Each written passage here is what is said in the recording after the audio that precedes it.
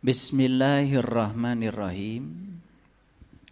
Assalamualaikum warahmatullahi wabarakatuh. Salam sejahtera untuk kita semua. Om Swastiastu, Namo Buddhaya, salam kebajikan, Sampurasun. Rahayu Sagung Dumadi. Semoga seluruh makhluk hidup di semesta ini, baik yang kelihatan maupun yang tidak kelihatan, di setiap ruang dan waktu, di semua tingkatan, senantiasa hidup berbahagia. Semoga kita semua di sisa usia yang dipercayakan Allah kepada kita bisa menjadi sumber cinta, sumber sukacita, sumber kedamaian, sumber keberkahan bagi semua makhluk dimanapun mereka berada. Segala puji hanya milik Allah, Sang kehadiran, Sang keberadaan, Rabbul Alamin, Sang pemelihara semesta raya tanpa batas, yang selalu terjaga, tidak pernah terkantuk, tidak pernah tertidur, mengurus, mengatur seluruh kebutuhan makhluknya tanpa batas, termasuk menghadirkan kita di tempat yang penuh berkah ini. Kalau tanpa daya dan upayanya kita tidak ada di sini. Oleh karena itu mari kita puji Dia bersama-sama membaca hamdalah. Alhamdulillahi Rabbil Alamin. Mari kita hadirkan, kita rasakan kehadiran Allah dalam diri kita. Kita mohon ridhonya, mohon berkahnya. Semoga Allah membukakan pintu kecerdasan kepada kita, sehingga kita menjadi orang-orang yang terbuka terhadap pengetahuan baru. Karena kita hidup di alam yang terus berubah. Kalau kita tidak berubah, berarti kita tidak ikut bersama perubahan alam, maka kita akan mengalami penderitaan. Oleh karena itu kita sapa asma Allah dengan kelembutan dan cinta seraya membaca basmalah. Bismillahirrahmanirrahim. Di awal pertemuan ini saya ingin membacakan sebuah hadis. Hadis sahih riwayat Baihaqi. Saya akan bacakan terjemahannya aja. Saya akan bacakan aslinya. Rasulullah SAW bersabda, akan datang suatu zaman pada manusia di mana pada waktu itu tidak tinggal Islam kecuali namanya saja. Akan datang suatu zaman pada manusia di mana pada waktu itu tidak tinggal Islam kecuali namanya saja. Dan tidak tinggal Al-Quran melainkan tulisannya saja. Masjid-masjid dibangun megah namun kosong dari petunjuk. Dan ulama mereka adalah makhluk yang terjelek yang berada di kolong langit. Dari mulut-mulut mereka keluar fitnah, dan sungguh fitnah itu akan kembali kepada diri mereka sendiri. Hadis riwayat Baihaqi ini menyampaikan 4 pesan. Pesan yang pertama, ya, Islam suatu saat hanya tinggal namanya saja. Al-Quran suatu saat hanya tinggal tulisannya saja. Yang ketiga, masjid-masjid megah itu kosong dari petunjuk. Dan yang keempat, ya, banyak sekali orang-orang yang menyebarkan fitnah. Apa artinya fitnah? Fitnah itu adalah kebohongan. Jadi fitnah itu sesuatu yang tidak nyata. sesuatu yang halusinasi. Itu fitnah, ya. Tetapi kebohongan kalau diulang-ulang terus-menerus, lama-kelamaan juga dianggap kebenaran. Saya baca di Quran yang sederhana aja. Allah menyatakan ud'u rabbakum tadarruan wa khufyatan. Berdoalah kamu kepada Tuhanmu tadarruan wa khufyatan, dengan penuh rasa hormat dan tersembunyi. Khufi itu artinya tersembunyi. Khufi itu artinya tidak ada suaranya. Jadi kalau menurut Al-Quran, cara berdoa itu dua metodenya. Satu tadoru. Tadoru itu bahasa Arab, artinya penuh rasa hormat. Sama ya, seperti ibu bapak mau pinjam HP saya. Coba saya mau nanya, kalau mau pinjam HP saya yang tergeletak di meja ini, ibu bapak langsung ambil HP atau izin dulu sama saya? Kira-kira wajah ibu bapak lihat HP atau lihat wajah saya? Itu namanya tadoru. Jadi tadoru itu ketika kita menyampaikan suatu doa, itu harus penuh rasa hormat. Hadapkan wajah batinmu kepada wajahnya. Sebagaimana yang diajarkan oleh para nabi, inni wajjahtu wajhiya lilladzi fataras samawati wal ardh hanifan. Aku hadapkan wajah batinku kepada zat yang telah menciptakan langit dan bumi, hanifan, dengan penuh kerendahan hati. Hanif. Coba sekarang saya tanya, ibu bapak kalau berdoa, misalnya ingin uang, menghadapkan wajah batinnya kepada Allah atau kepada uang? Jujur. Kebanyakan orang menghadapkan wajah batinnya kepada yang dia minta, bukan kepada Allah. Kenal juga enggak. Menghadapkan wajah batinnya gimana? Kan kenal juga enggak. Makanya lagi-lagi Nabi Muhammad mengatakan awalnya beragama itu harus kenal dulu. Kalau enggak kenal itu jadi sembarangan semuanya. Doa enggak karu-karuan. Ritual yang dilakukan gak karu-karuan, gak tahu alamatnya kemana. Yang kedua, doa itu harus wa khufiyatan, tersembunyi. Doa itu harus di dalam batin. Khufi itu bahasa Arab. Ud'u rabbakum tadarruan wa khufiyatan. Saya pernah bertanya, sholat itu intisarinya apa sih? Sholat itu intisarinya kan berdoa. Sedangkan kata Quran kalau berdoa ada dua syaratnya. Pertama tadarru, yang kedua harus khufi, tersembunyi. Tapi prakteknya seperti apa? Prakteknya kan nggak begitu, betul nggak? Malah pakai pengeras suara, betul nggak? Biar semua orang tahu kalau saya sedang sholat. Makanya kan kita bingung ya, mana perintah agama, mana perintah Allah. Saya mengumpulkan banyak data yang dilakukan oleh kebanyakan orang dalam kehidupan sehari-hari yang disebut dengan ritual ibadah. Ternyata ya, itu banyak yang berlawanan dengan apa yang ada dalam kitab suci. Karena kita lebih percaya kepada apa kata orang daripada pada kitab suci. Jangan-jangan ramalan Nabi Muhammad itu sudah terjadi sekarang, di mana Al-Quran cuma tulisannya saja. Dibaca berulang-ulang ya bahasa Arabnya ya, tetapi kita pun tidak menangkap pesan yang disampaikan Allah. Padahal Quran itu kan surat. Coba Quran surat Al-Fatihah, Quran surat Al-Baqarah, Quran surat Ali Imran, Quran surat An-Nisa, Quran surat Al-Maidah, dan seterusnya. Quran itu surat.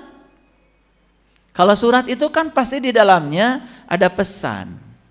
Bapak Ibu terhormat gak mendapatkan surat dari Allah? Terhormat. Lebih terhormat lagi kalau ngerti isi suratnya. Lebih terhormat lagi kalau isi suratnya diimplementasikan dalam hidup. Lebih terhormat lagi kalau isi surat sudah menjadi kenyataan dalam hidup. Kan harusnya begitu. Betul apa tidak?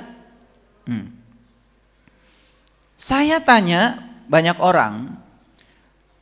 Kebetulan saya sering ngasih pelatihan di banyak perusahaan. Pertanyaan sederhana aja. Kenapa kalian bekerja? Hampir kebanyakan orang mengatakan, kalau saya nggak bekerja, ya saya nggak punya uang. Kalau saya nggak punya uang, saya tidak bisa membiayai anak sekolah, kan gitu. Kalau saya tidak punya uang, saya tidak bayar cicilan. Kalau saya nggak punya uang, saya tidak punya rumah. Bla bla bla. Coba kata-kata itu, renungan ya. Jadi yang menggerakkan dia itu bekerja itu apa sebetulnya? Uang kan? Betul nggak? Yang kedua, yang menggerakkan dia bekerja itu sebetulnya adalah ketakutan akan kekurangan. Setuju nggak? Jangan-jangan kita selama ini ngaku beraktivitas itu digerakkan oleh Allah, tapi faktanya justru kita digerakkan oleh sesuatu yang selain Allah. Saya sering ngobrol santai.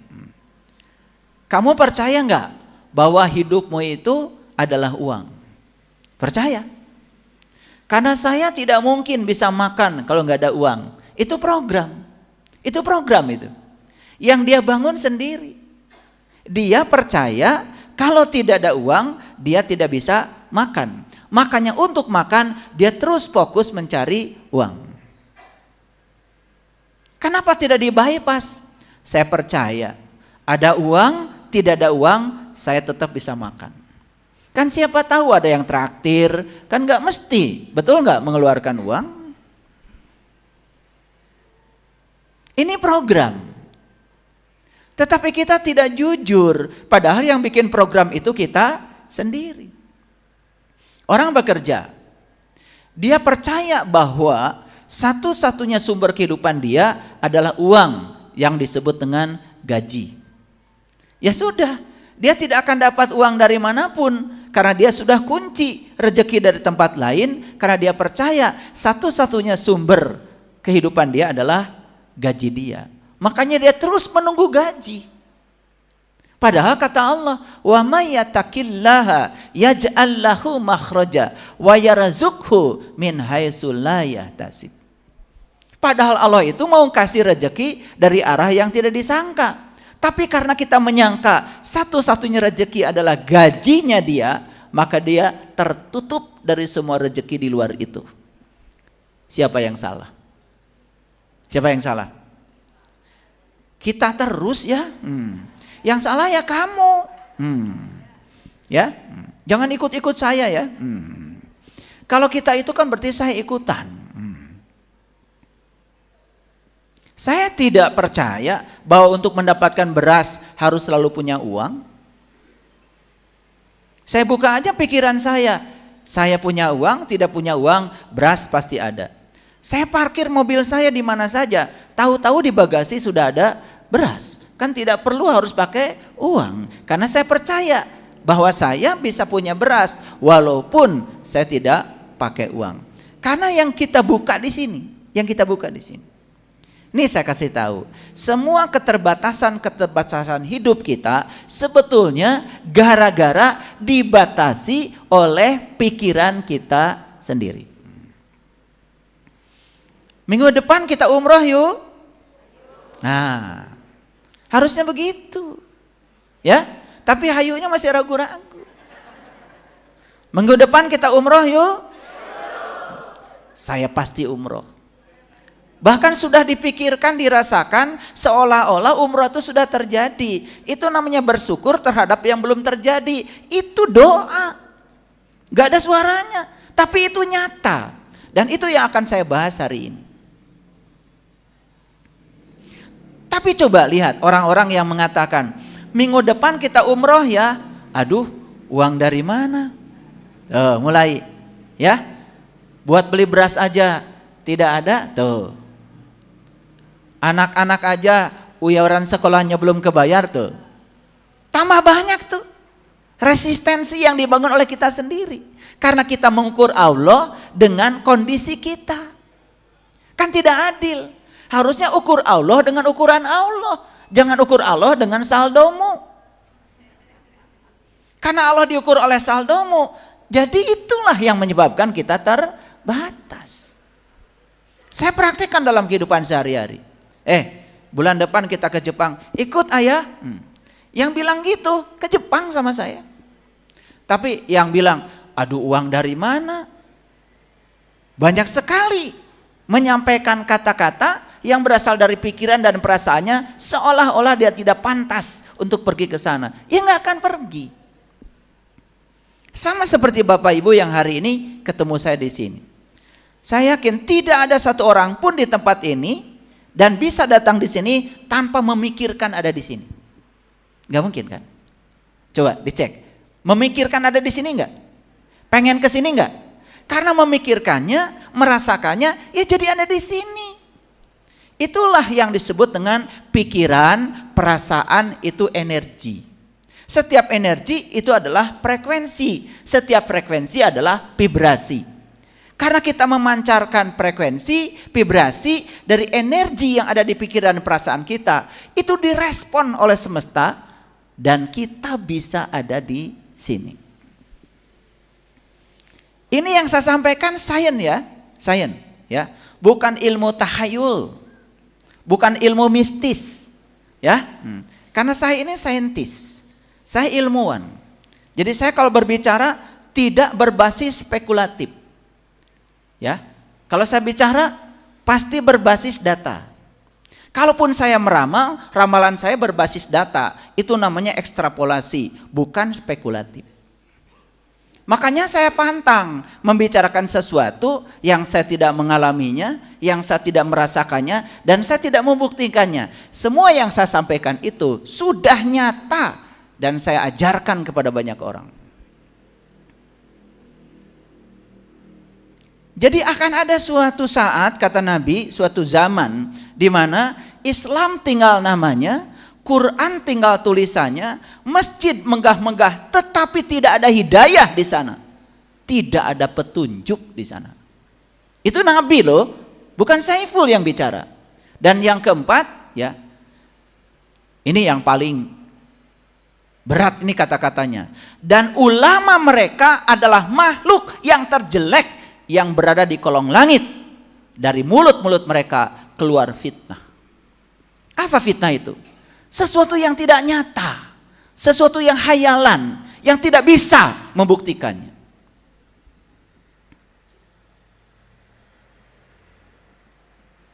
Makanya agama itu bikin pusing. Kalau enggak nanti, dulu.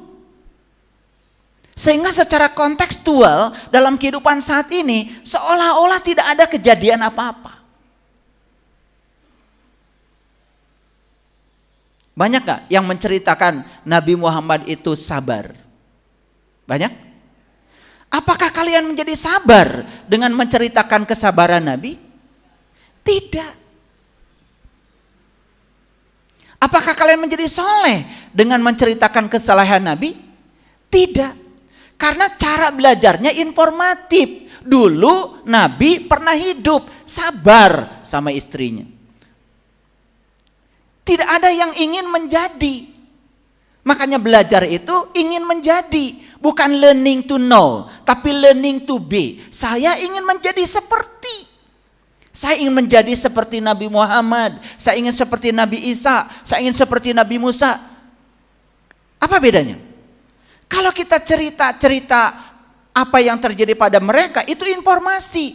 Tapi kalau kita menjadi mereka, kita merasakan langsung pengalamannya.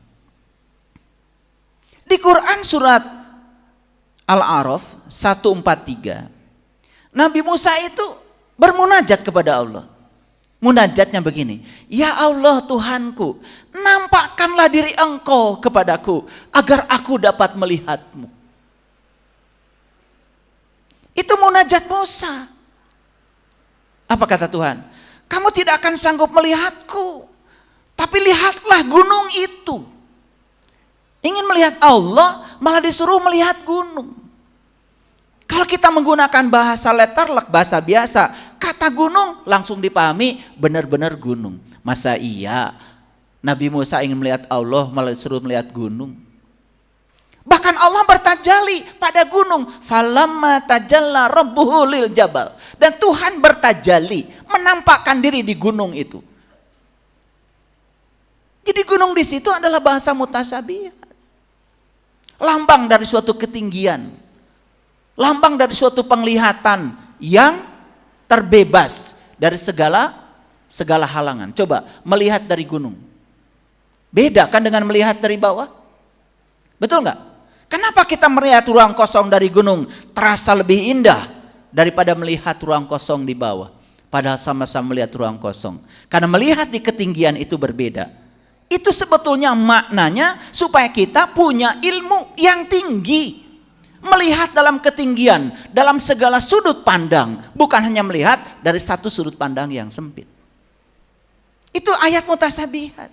Pertanyaannya, puas ibu bapak mendengar cerita Musa tadi? Puas? Senang? Ya sudah. Makanya cuma pintar dongeng. Kenapa sih tidak ada keinginan dari kita, saya ingin seperti Musa. Saya ingin mengalami pengalamannya Musa. Sampai Musa itu menangis mengatakan, qala subhanaka tubtu ilaika wa ana awwalul mu'minin. Maha suci Engkau ya Allah. Aku kembali kepada Engkau dan inilah awal aku beriman. Ayat itu mengajarkan kepada kita di titik itu Musa mengawali iman, keterbukaan mata kalbu, isbatul yakin, menyaksikan yang terdekat dengan dirinya secara langsung. Bergetar Musa mengatakan, qala subhanaka tubtu ilaika wa ana awwalul mu'min. Maha suci Engkau ya Allah. Aku kembali kepada Engkau. Aku kembali mengenal Engkau. Dan inilah awal aku beriman. Itu diabadikan di Quran. Pertanyaannya, cukupkah kita mendengar itu? Cukup? Learning to know. Saya ingin menjadi Musa. Saya ingin learning to be. Ingin menjadi seperti Musa. Sekali lagi, kalian tidak akan pernah sabar menceritakan kesabaran orang lain. Tetapi kalau menarik pada kehidupan kita, oh Tuhan, ternyata Engkau sudah hadirkan pelatih emosi pribadi saya. Wujudnya adalah pasangan hidup saya, anak saya, tetangga saya, kolega saya. Saya tidak melihat mereka siapa-siapa, kecuali mereka adalah guru-guru yang dihadirkan semesta buat melatih diri saya.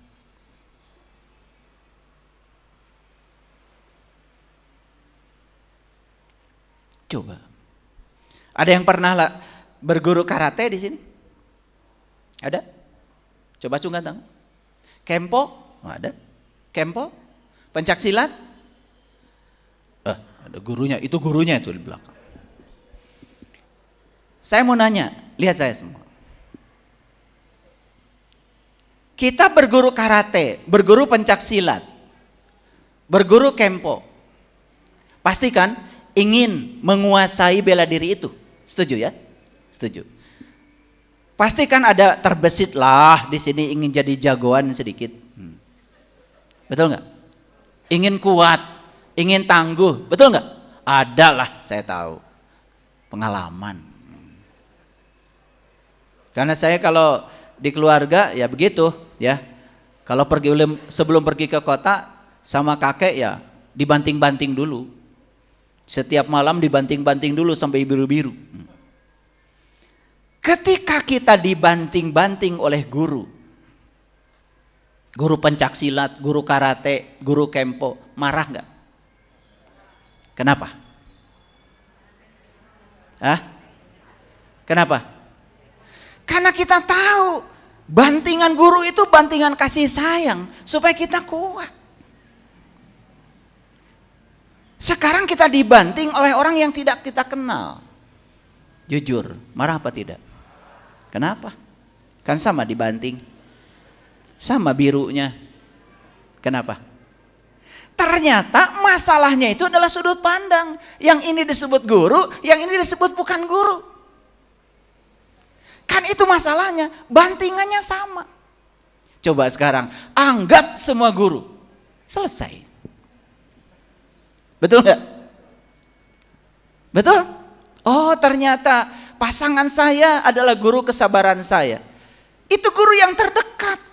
Bukan cerita kesabaran para nabi, para rasul, udah lewat. Bahwa mereka jadi teladan, setuju. Tetapi kita tidak akan pernah bisa langsung untuk belajar dari mereka. Karena mereka tidak sejaman dengan kita. Kita hanya bisa belajar sabar dari orang-orang yang tidak sabar, yang hidup sejaman dengan kita saat ini. Dan dekat, tinggal serumah dengan kita. Paham?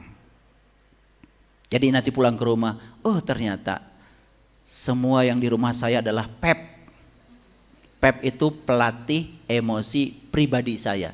Ini semua adalah guru-guru saya. Pandang mereka guru, gak ada masalah. Makanya saya, ya ada orang yang bilang begini, begitu sama saya, itu guru-guru saya. Selesai, saya tidur nyenyak. No problem. Karena saya tidak akan bisa hancur kecuali saya mengizinkan untuk hancur. Hinaan, cercaan dari orang-orang yang dengki tidak punya kekuatan kalau nggak ditanggapi.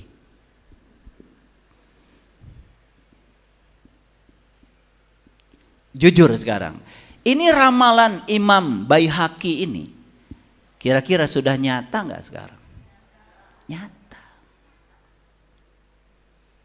Yang 4 ini sudah nyata.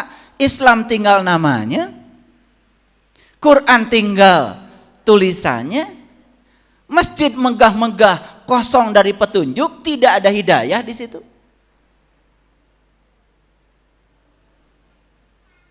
Yang baca ihdinas siratal mustaqim banyak gak di masjid? Banyak. Tapi tanya, apa sih siratal mustaqim? Banyak yang gak ngerti. Dan bagaimana mencapainya? Gak ngerti juga. Coba. Ihdinas siratal mustaqim, tunjuki aku ke jalan yang lurus. Siratal ladzina an'amta alaihim, jalannya orang-orang yang telah dianugerahi nikmat. Tanya lagi Quran, hei Quran, siapa yang dianugerahi nikmat itu? Quran bilang, wa may yuti'illah wa rasulah faulaika ma'allazina an'amallahu alaihim minan nabiyyin wasyiddiqin wasyuhada wassolihin. Kata Allah, yang dapat nikmat cuma 4 golongan, para solihin, para syuhada, para siddiqin, dan para nabi. Timbul pertanyaan lagi, kalau begitu apa sih nikmat itu? Kok yang dapat nikmat cuma 4 golongan? Gak ada orang kaya, gak ada konglomerat, gak ada pejabat, tidak ada siapa-siapa di situ kecuali 4 golongan. Coba, ada nggak keinginan dalam diri? Saya ingin termasuk orang yang dapat nikmat. Ada nggak? Itu learning to be. Timbul pertanyaan lagi, siapa solihin? Siapa syuhada? Siapa sidikin? Siapa nabi? Urai sampai ketemu. Itu harusnya belajar. Sehingga dari situ dapat petunjuknya. Oh ternyata di Quran surat Al-An'am, nanti baca sendiri ya, ayat 151, 152, 153 ya, sampai ayat 161 dijelaskan secara rinci untuk mencapai nikmat itu caranya bagaimana. Makanya di Quran surat ayat Al-An'am 151 ada 5 cara mencapai nikmat. Di Quran surat Al-An'am 152 ada 5 cara mencapai nikmat. Ada 10 cara mencapai nikmat, jelas dalam Al-Quran. Gak saya jelaskan sekarang, karena itu bukan kajian kita hari ini. Ini contoh, ini contoh. Bapak Ibu puas gak membaca ihdinas siratal mustaqim? Puas? Ngerti? Cuma kayak robot aja membaca itu. Itu yang disebut dengan jangan-jangan Al-Quran cuma tulisannya saja. Pesan dari situ apa? Nggak nyampe sama kita. Oke. Kenapa saya menyampaikan hadis riwayat Baihaqi ini penting? Karena kajian kita hari ini adalah kita akan meneruskan titik temu antara iman dengan ilmu pengetahuan. Ini sesi yang kedua karena sesi pertama kemarin belum selesai. Sudah siap? Kuliahnya agak berat memang sedikit. Baik. Yang kedua, izinkan saya menyampaikan ramalan 3 ulama besar Islam. Ramalan 3 ulama besar Islam yang berkaitan dengan hadis Nabi ini. Kalau tadi langsung dari Nabi Muhammad. Kalau yang ini ada 3 ulama besar Islam yang meramalkan. Yang pertama, ahli hadis zamannya Imam Asy-Syafi'i yang mengarang kitab Fathul Bari di pesantren. Yang pernah nyantri pasti kenal kitab itu. Namanya Imam Ibnu Hajar Al-Asqalani. Hidup tahun 773 Hijriah sampai 852 Hijriah. Apa yang dikatakan oleh Imam Ibnu Hajar Al-Asqalani? Apa yang dikatakan beliau? Bahwa Islam, nggak tahu, nanti harus diurai Islam yang mana. Karena selama ini kan kita beragama itu tidak bisa membedakan mana perintah Allah, mana perintah tradisi. Ngerti maksud saya? Tidak bisa membedakan mana perintah Allah, mana perintah tradisi. Karena apa? Pasti akan melekat dalam agama itu tradisi. Karena agama ini lahir di tempat itu, maka tradisi di mana lahirnya agama terbawa apa tidak? Pasti terbawa melekat. Itu lumrah, itu hukum alam. Tapi kita tidak bisa membedakan mana perintah Allah, mana tradisi. Nah, yang diramal oleh Ibnu Hajar Al-Asqalani itu adalah yang diklaim sebagai tradisi. Dan itu disebut sebagai perintah Allah. Ini yang akan mengalami kehancuran. Sehingga nanti kita akan kembali lagi kepada Islam yang sejati. Makanya sekarang sudah mulai kelihatan tuh orang-orang yang sadar mengalami kebangkitan. Oh, saya bodoh selama ini ya, gitu. Tidak usah menyalahkan orang lain. Kalau kita masih ditipu orang lain, yang bodoh kita, bukan orang lain. Yang kedua, Imam Jalaluddin Asy-Syuyuti, ya. Dan yang ketiga adalah Imam Ibnu Hajar Hambali. Apa ramalan dari ketiga imam ini? Ramalannya Islam tidak akan lebih dari 1500 tahun, tetapi lebih dari 1400 tahun. Sekarang sudah tahun berapa Hijriah? 1445. Oke? Ya? Jadi kalau kita ngitung kurang dari 1500 untuk sampai ke 1500 saja berapa tahun? 55 kurang. Jadi ini ramalan 3 imam besar ini kok berkorelasi dengan apa yang disampaikan oleh Nabi Muhammad. Nah, kenapa saya cerita ini? Ini penting. Apa pentingnya? Supaya kita tidak terlena. Supaya kita sekarang belajar sebetulnya Islam yang perintah Allah itu seperti apa. Ngerti maksud saya? Itu. Jadi saya ingin mengajak kita untuk yuk kita sama-sama berpikir. Lanjut dulu. Bapak Ibu. Ini kalau saya lihat wajah-wajah di sini, ini wajah-wajah di sini. Generasi apa ya namanya tuh? Sekarang itu setiap generasi ada namanya loh Ibu Bapak. Yang lahir tahun 46 sampai 64 itu disebut generasi baby boomers. Yang lahir tahun 46 sampai 64 baby boomers. Saya nggak masuk kelompok ini. Yang lahir tahun 65 sampai tahun 80, ada nggak yang lahir tahun 65 sampai 80? Oke, itu namanya generasi X.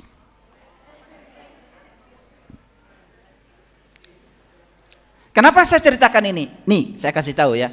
Karena saya mau menceritakan konvergensi antara iman dengan ilmu pengetahuan, maka saya harus buka dulu rahasia ini.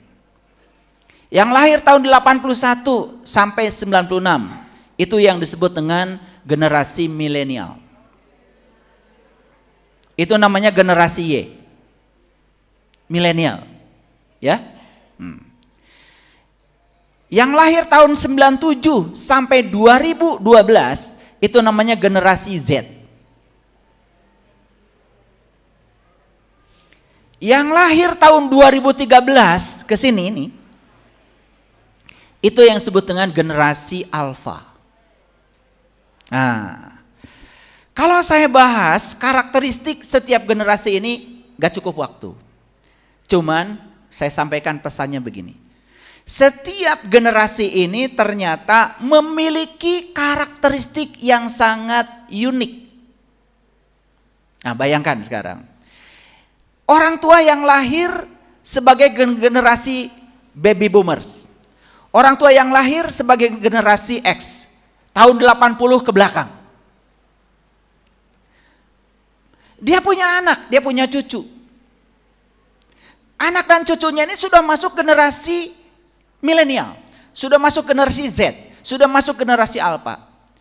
Lalu mereka itu menggunakan pendekatan untuk mendidik anak-anaknya dengan cara dia dididik di saat generasi dia. Bayangkan, mundur ke belakang. Sementara waktu terus bergerak ke depan, kita terus mundur ke belakang. Bahkan kita beragama terus aja mundur ke masa lalu, bukan bergerak ke masa depan. Sudah ada odol, macam-macam jenis odol. Sudah ada sikat gigi, macam-macam. Ada yang lembut, ada yang medium, ada yang keras. Tergantung huntuna jiga kumaha.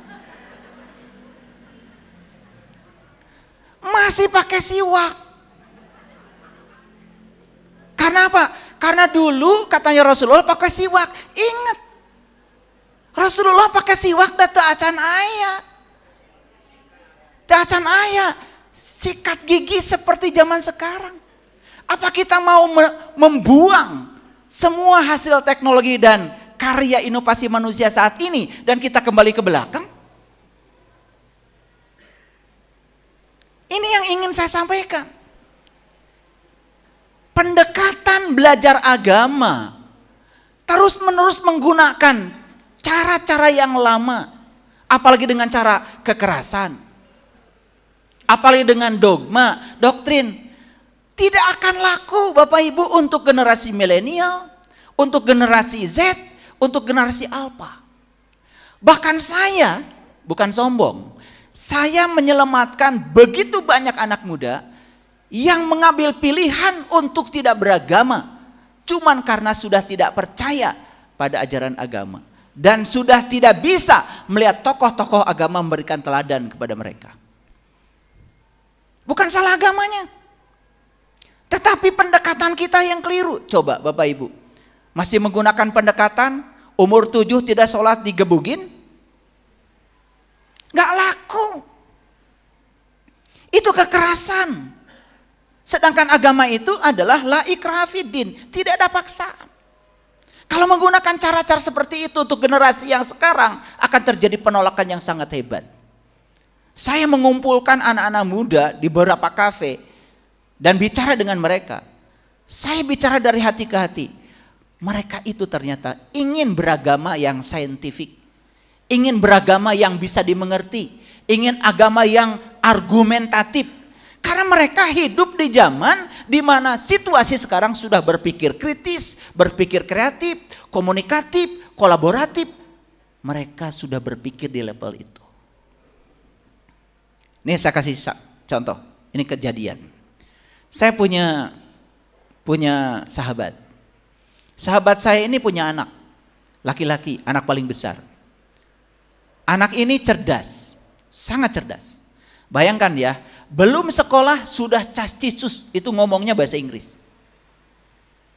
Saya yakin anak ini kesadarannya sudah tinggi. Dan ternyata anak ini ya, saya tanya, percaya atau tidak? kamu dulunya hidup di mana? Itu bisa menjawab. Saya pernah jadi arkeolog, hidup di sini, hidup di sini, hidup di sini.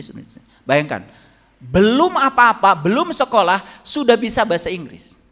Bahasa Inggris dia, saya aja agak kepayahan menangkapnya. Cepat sekali ngomongnya. Dan itu bukan produk dari hasil sekarang. Itu kesadaran yang dibawa dari kehidupan yang dulu. Ibu bapaknya bingung, ini anak mau disekolahkan di mana? Khawatir dapat sekolah yang tidak mengembangkan potensinya. Malah nanti harus begini, harus begitu. Kalau enggak dihukum. Bersihkan WC. Pendidikan kayak gitu sudah tidak laku hari ini. Pendidikan sekarang harus berbasis compassion, berbasis cinta kasih. Guru harus menempatkan murid sebagai guru. Ulangi lagi, guru di sekolah harus menempatkan murid sebagai guru. Justru guru yang sebenarnya adalah murid. Kita belajar karakter, belajar kesabaran, belajar perbedaan, belajar keunikan dari mereka. Bayangkan guru dari rumah mengatakan diri guru dan murid dianggap oleh dia adalah wadah kosong yang akan diisi oleh dia. Gak laku sekarang. Ceritanya selanjutnya begini.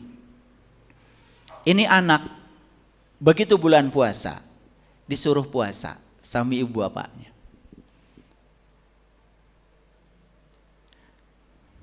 Begitu disuruh puasa, anak ini nanya, buat apa saya puasa? Ibu bapaknya menggunakan jawaban zaman baheula. Puasa itu wajib, nah. Tanya lagi, wajib itu apa? Dilaksanakan dapat surga. Surga itu apa? Kalau tidak dilaksanakan apa dapat neraka? Neraka itu apa? Nanti kalau kamu puasa, kamu dapat pahala. Naon pahala teh? Singkat kata ibu bapaknya tidak bisa menjawab. Dan anaknya tidak puasa. Mau digebukin? Yang harus digebukin itu adalah pendekatan orang tuanya yang jadul. Sampai sekarang pelajaran agama sama, doktrin, dogma, harus, tidak diberi argumentasi. Ketika saya cerita agama secara saintifik, malah dianggap salah. Saya tidak cerita agama baru, saya cerita pendekatan, metodologi. Karena apa? Generasi ke generasi punya cara berpikir yang berbeda. Kita harus ngikuti cara berpikir mereka. Datang ke rumah ibu bapaknya. Ampun deh. Anak saya gak mau puasa. Jawaban kamu apa? Dijelaskan sama saya. Maka saya bisa cerita begini. Jawabannya zaman Fir'aun itu. Sekarang kamu pulang ke rumah, bilang sama anak itu. Gini, kenapa harus puasa? Supaya tubuh kita sehat. Supaya lambung kita ada waktu buat istirahat. Gitu aja. Anak kelas 2 SD. Sampai ke rumah dia bilang, nak, puasa itu ternyata bukan surga, bukan neraka yang tadi udah loh. Bingung orang tuanya. Puasa itu ternyata kalau kita puasa, kita itu jadi sehat. Gitu aja. Besoknya puasa. Ngerti maksud saya? Ini masalah apa? Pendekatan. Masalah pendekatan. Dia puasa dari need, motivation. Dari kebutuhan akan dirinya. Bukan karena reward motivation. Bukan karena punishment motivation. Bukan karena surga. Bukan karena neraka. Dia puasa karena dia ingin sehat. Dulu Bapak Ibu, ketika Rasulullah menyampaikan saum yang diterjemahkan puasa, kita semua puasa aja. Tidak ada yang bertanya. Sekarang ilmu pengetahuan dan teknologi sudah membuka rahasia itu. Ternyata lahirlah di Jepang seorang pakar namanya Profesor Yoshinori Ohsumi. Pemenang hadiah Nobel tentang autopagi. Apa yang dijelaskan beliau? Ternyata begitu kita mengosongkan perut, sel-sel dalam tubuh kita akan membangkitkan yang disebut dengan protein autofagisom. Dan protein itu bisa membersihkan sel-sel yang mati saat kita sedang lapar. Dijelaskan secara saintifik. Apa yang terjadi? Terjadi pertemuan antara iman dengan ilmu pengetahuan. Dan pendekatan itu cocok buat anak-anak sekarang. Apa itu yang disebut dengan autolisis, autofagi? Lihat saya semua.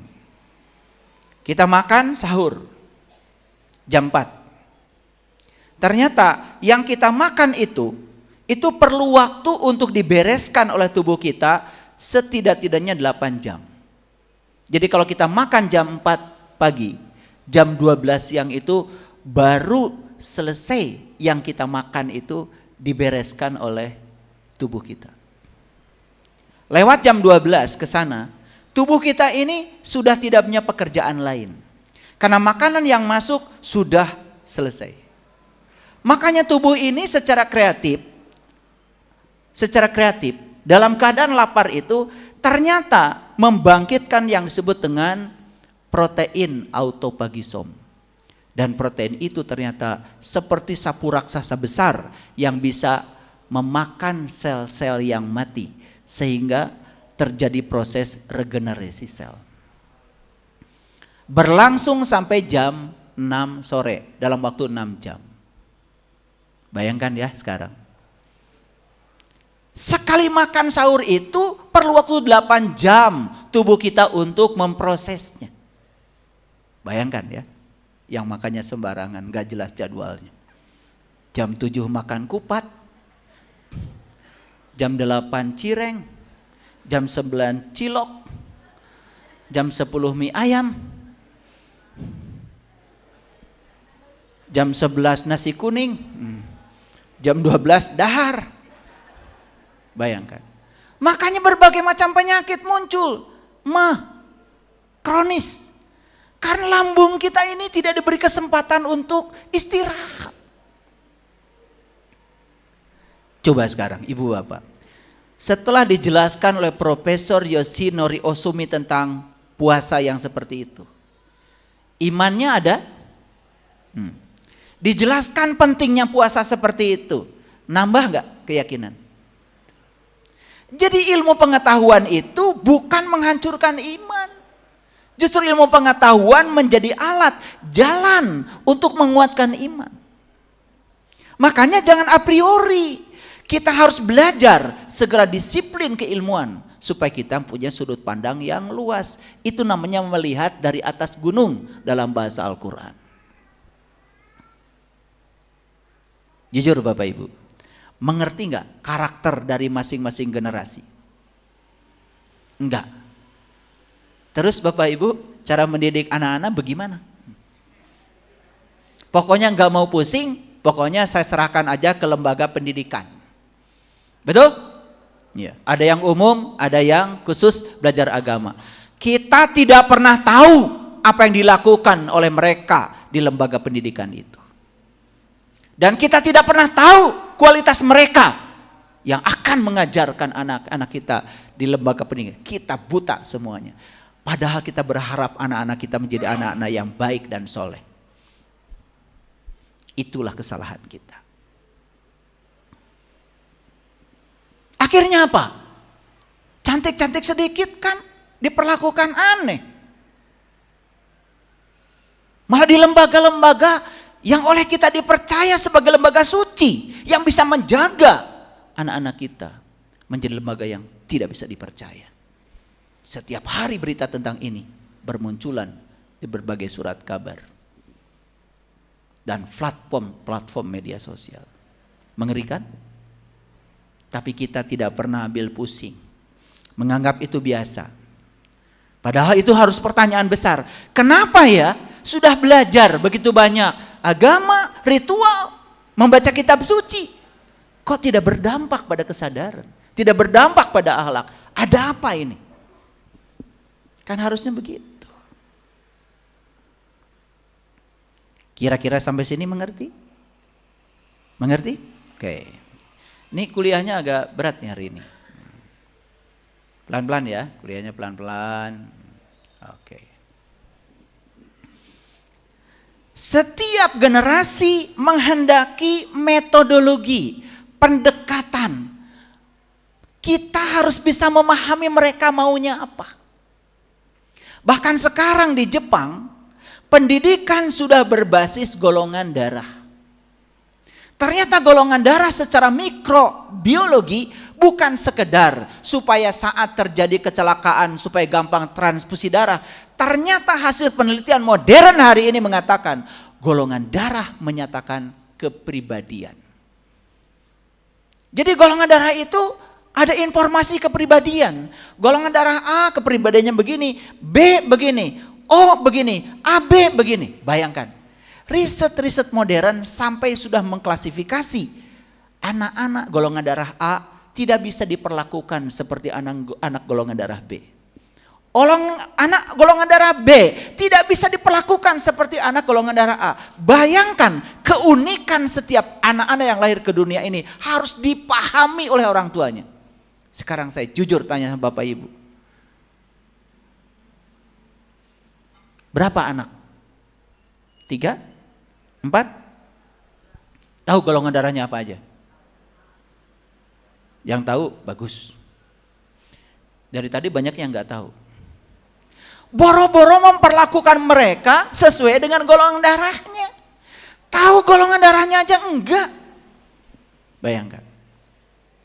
Bahkan kelas-kelas di Jepang sudah berbasis golongan darah. Guru-guru yang akan mengajar untuk golongan darah A dipilih yang golongan darahnya cocok dengan golongan darah A. Bayangkan, masuk kelas siswa sudah tidak senang sama guru. Lalu dipaksakan, karena itu guru. Cenah kudu diguguru, ditiru. Apalagi guru melempar kapur, melempar penghapus, kudu digugu, anu kitu patut. Gurunya marah-marah, gurunya menghukum. Ingat, anak punya cermin neuron yang disebut dengan mirror neuron. Apa yang dilihat sama dia, dia akan melakukannya. Kita semua buta. Menitipkan anak kita entah pada siapa, entah diperlakukan apa. Pintu kelas ditutup dan tidak ada orang yang ngontrol anak kita diperlakukan apa. Pulang sekolah anaknya stres, tidak bahagia. Anak saya yang paling bungsu sekolah di Jepang bilang sama saya, di sana itu belajarnya happy. Waktu di Indonesia penyakitnya selalu mah, di sana nggak ada mah, sehat. Ternyata hanya soal pendekatan. Bayangkan, kita paksa anak-anak kita harus mengikuti apa yang dikatakan guru. Betul? Dikasih dalil-dalil supaya mereka takut. Inilah potret sistem pendidikan kita. Bapak Ibu, jujur.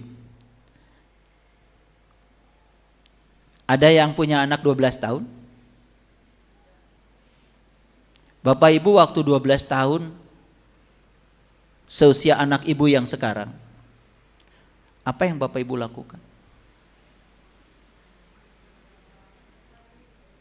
Sementara kita ingin anak-anak yang 12 tahun ini berbeda dengan yang dilakukan oleh Bapak Ibu. Dia dibentuk seperti yang kita mau. Bahkan dia dibentuk harus seperti kita. Lupa bahwa anak itu adalah tamu agung yang datang ke semesta untuk menjadi diri mereka sendiri. Yuk sekarang tarik lagi. Jadi setiap generasi punya karakter yang berbeda. Setuju?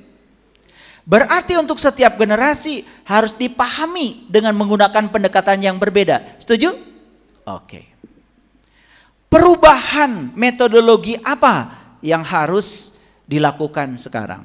1. Pelajaran agama untuk anak-anak kita yang sekarang nih, generasi yang milenial ke sini, itu harus menggunakan pendekatan saintifik atau menggunakan pendekatan ilmiah.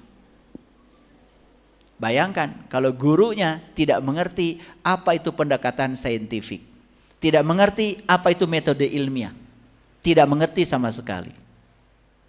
Nah, pendekatan saintifik itu ya, pendekatan yang menekankan bahwa pembelajaran harus berbasis pada masalah. Nih, saya kasih contoh. Bapak Ibu punya masalah apa tidak? Misalkan masalahnya sederhana. Kok sholat saya nggak khusyuk? Masalah? Itu. Nah, pendekatan itu sekarang harus dari situ. Harus berbasis masalah. Problem based learning. Coba ibu bapak ngaji berbasis masalah? Enggak. Berbasis pahala. Berbasis surga. Apalagi bapak-bapak yang sebelah sini pasti bidadari.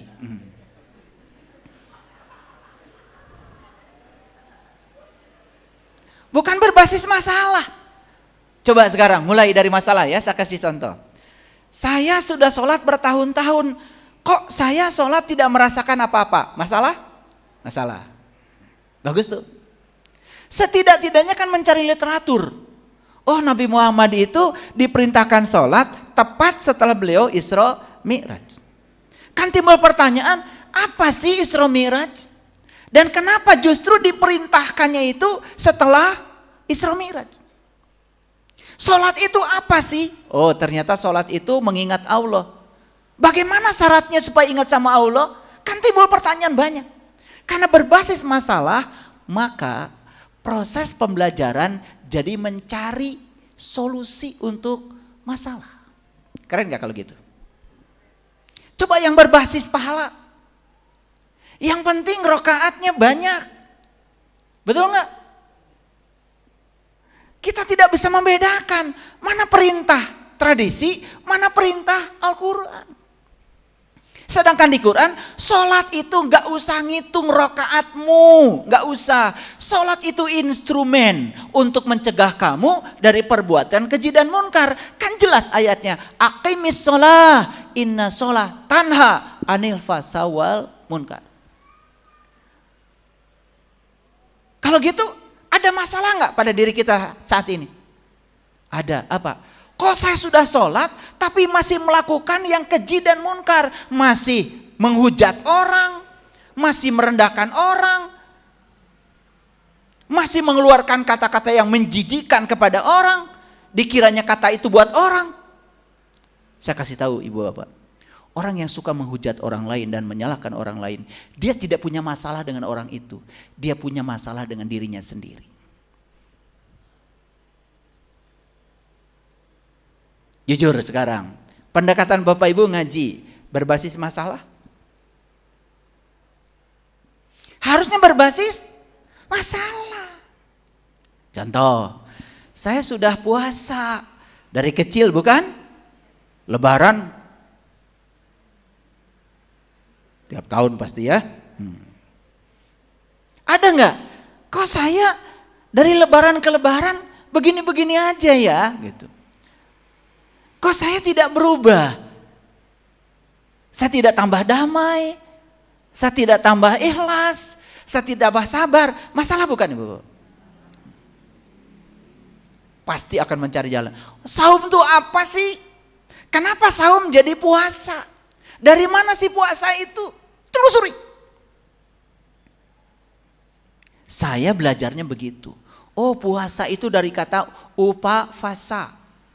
Upah itu adalah ikhtiar, upaya. Fasa itu adalah kesadaran yang tinggi. Upafasa artinya berusaha selalu supaya berada di kesadaran yang tinggi. Itulah upafasa, jadi puasa. Apakah sama puasa dengan saum? Terus cari. Nanti ibu bapak ketemu solusi. Keren gak? Suka Idul Fitri? Suka. Apa Idul Fitri? Kata Quran ya, bukan kata ibu bapak. Kan di Quran dikatakan Allahumma rabbana anzil alaina ma'idatan minas sama'i takunu lana id. Ya Allah, turunkanlah hidangan dari langitmu, yang turunnya hidangan itu merupakan hari raya bagiku. Jadi Idul Fitri itu saat turunnya hidangan dari langit. Sekarang ibu bapak ketika Idul Fitri ngurusi hidangan dari langit atau hidangan dari bumi? Sagala dijieun. Betul nggak? Nepi ka nyeri beteng dahar.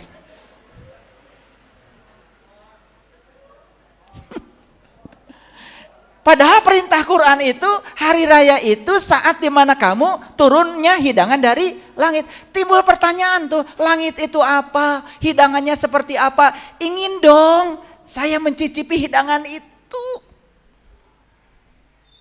Ingin. Coba. Kalau berbasis masalah itu namanya metode ilmiah. Sehingga kita akan mencari solusi terhadap masalah kita. Satu persatu masalah kita diselesaikan, kita akan mengalami pencerahan. Sehingga ritual yang kita lakukan itu semuanya menjadi lengkap. Iman dengan ilmu pengetahuan ketemu konvergensinya.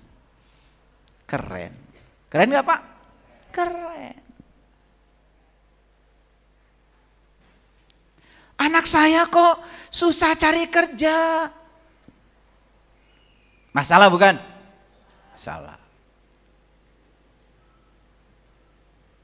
Gimana solusinya? Cari tuh sama orang pinter. Yang tidak bekerja lagi. Saya kadang-kadang suka bingung ya lihat orang. Ingin kaya datang sama orang yang pinter padahal miskin gitu. Harusnya kan datangnya sama orang kaya, betul enggak? Atau lihat rumahnya udah kayak gitu, bukan merendahkan ya. Ya udah jangan dilanjutkan. Nanti pasti ujungnya penggandaan uang. Enggak jelas. Ujung-ujungnya tipu-tipu Bapak Ibu. Nih saya kasih tahu. Ibu Bapak masih ada enggak yang anak-anaknya susah cari kerja sampai sekarang? Masih ada? Nih yang ada. Enggak apa-apa, saya kasih tahu. Bukan disuruh baca surat ini, surat itu sekian kali tiap malam Jumat. Bukan. Ibu bapak telusuri. Waktu itu anak kecil, berapa kali ibu bapak mengatakan pada anak, nak cari kerja itu sekarang susah. Berapa kali? Nak cari uang itu susah. Nah, cari uang itu harus kerja keras. Berapa kali kata-kata itu masuk ke anak kita?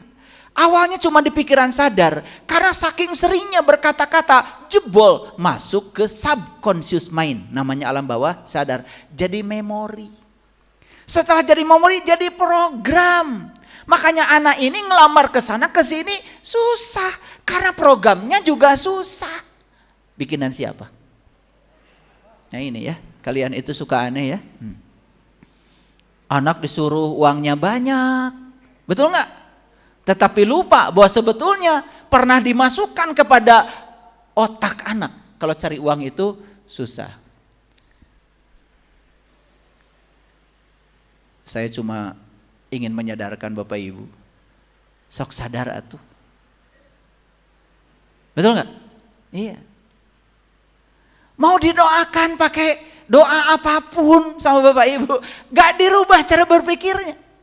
Karena miskin itu sekarang sudah ditemukan rumusnya. Miskin berasal dari perasaan miskin. Nih saya kasih tahu, saya ngajar mata kuliah kewirausahaan di universitas. Saya ajak mahasiswa saya ke PVJ. Silakan berbaur, saya nunggu aja di warung kopi. Masuklah ke toko sepatu Adidas, ke kaos-kaos yang branded, masuk, semuanya masuk. Setelah itu saya panggil, gimana, kamu tadi masuk ke toko apa? Adidas Pak. Gimana perasaan kamu lihat sepatu yang bagus-bagus? Wah, uang dari mana Pak? Tuh.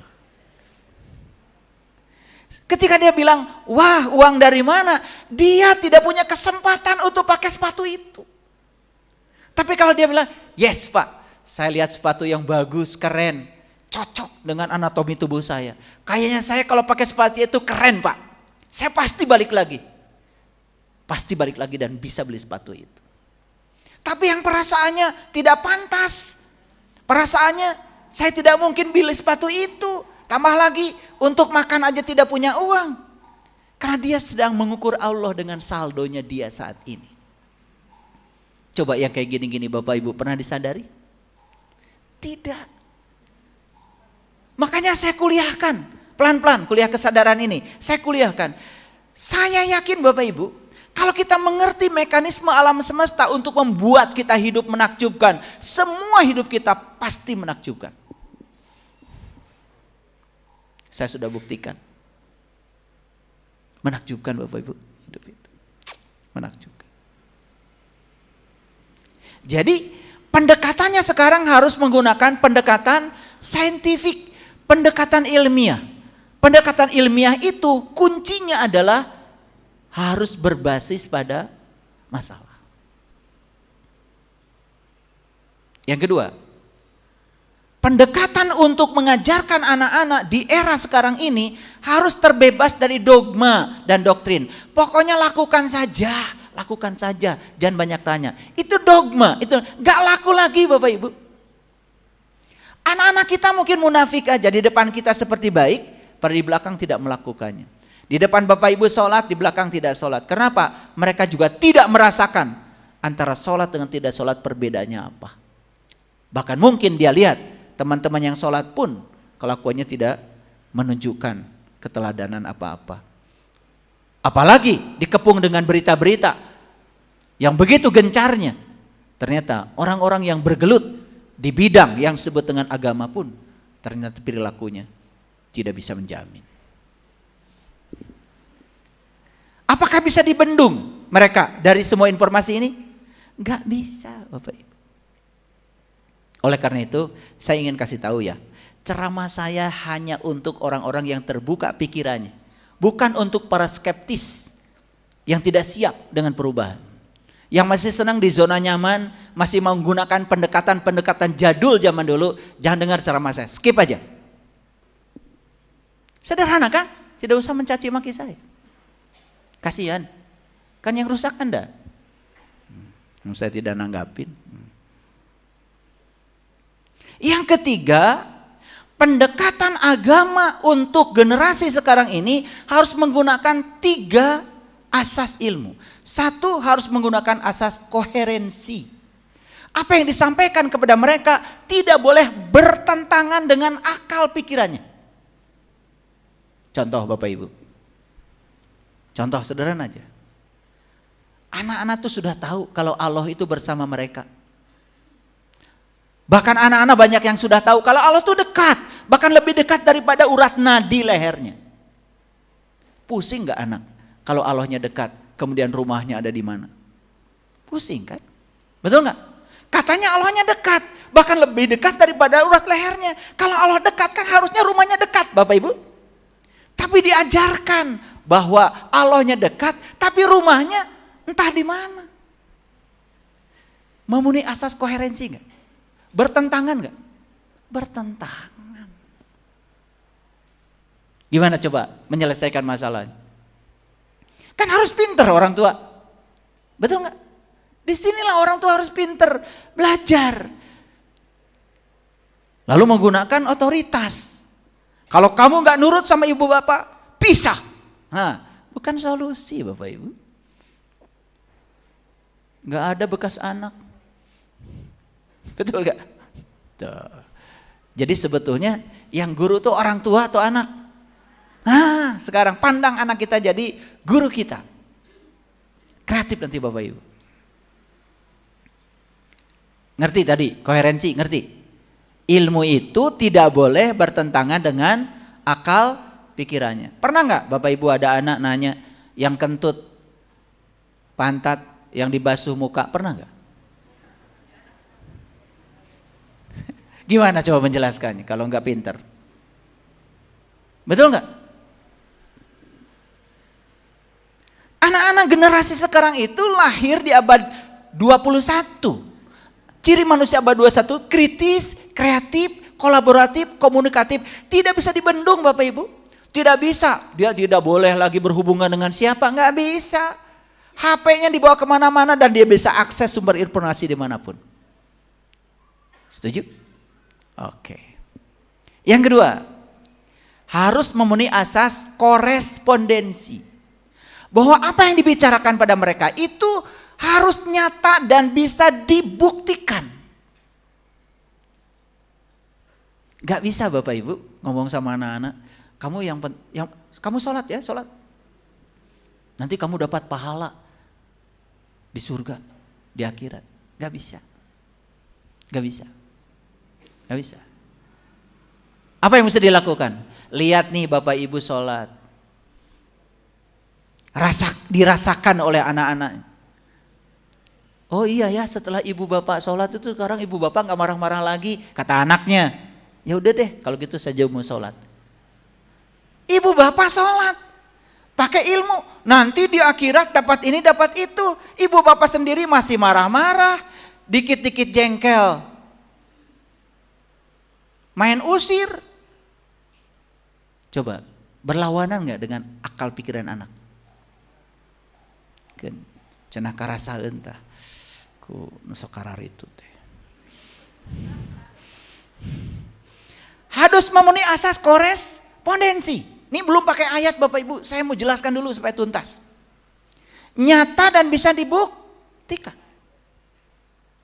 Anak-anak sekarang apapun harus bisa dibuktikan Bapak Ibu. Harus bisa dibuktikan.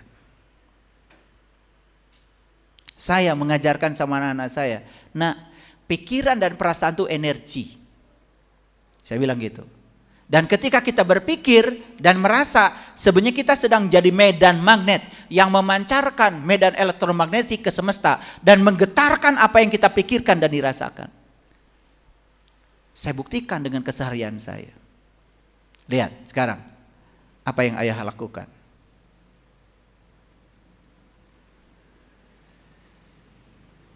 Saya ingin bangun rumah, pikirkan, rasakan. Saya ingin bangun kos-kosan, pikirkan, rasakan. Saya ingin punya mobil, pikirkan, rasakan. Semua nyata. Akhirnya mereka, oh iya ya, yang diajarkan ayah itu betul. Karena kita bukan mengajarkan sesuatu yang halusinasi.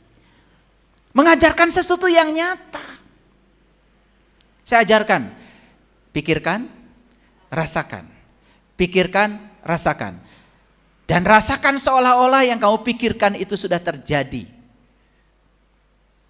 Dan anak-anak saya meniru. Oh iya betul ya. Dahsyat ya hidup. Gitu kan? Karena ada bukti.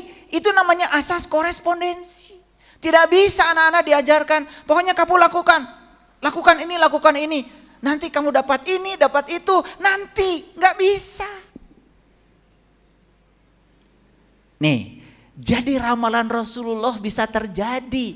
Islam cuma tinggal namanya, Al-Quran cuma tinggal tulisannya.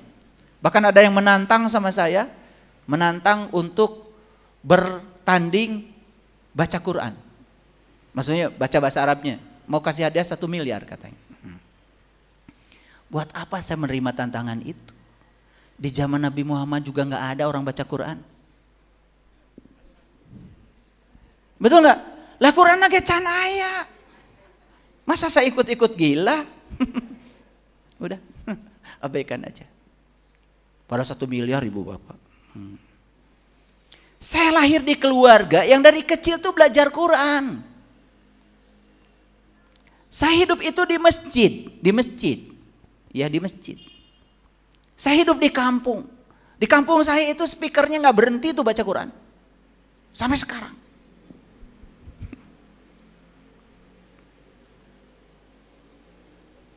Jadi buat apa saya meladeni pertandingan?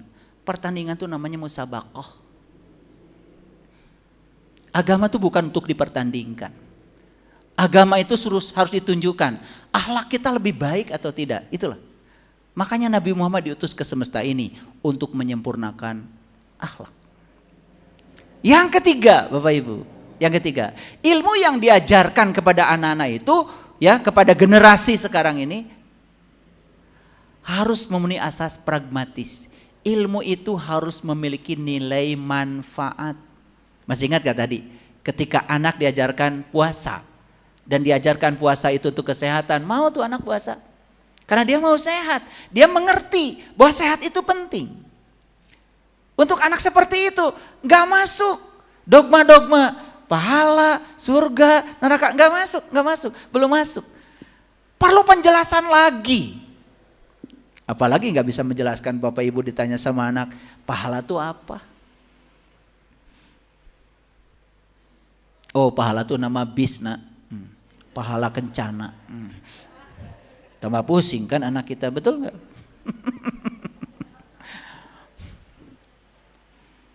Nah, yang berikutnya, apapun yang diajarkan pada generasi sekarang, ini generasi ya, abad 19 ke sini, itu harus universal.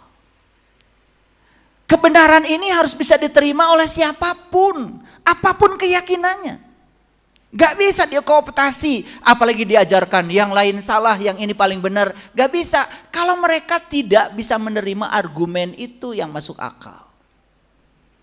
Contoh Bapak Ibu, ajarkan pada anak-anak, inti sari agama adalah kasih sayang. Universal? Universal.